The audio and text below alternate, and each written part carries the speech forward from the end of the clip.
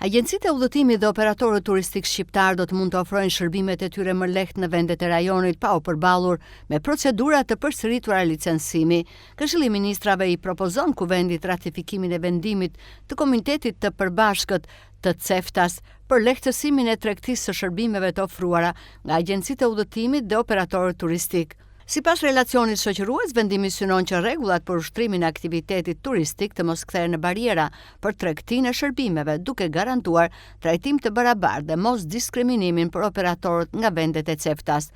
Një element i rëndësishëm i vendimit është mundësia që shërbimet turistike të ofrohen edhe përkohësisht në vendet e tjera të rajonit, pa qenë nevojshme hapja një zyre apo marrja një licence të re, çka pritet të rrisë konkurrencën dhe bashkëpunimin rajonal në turizëm.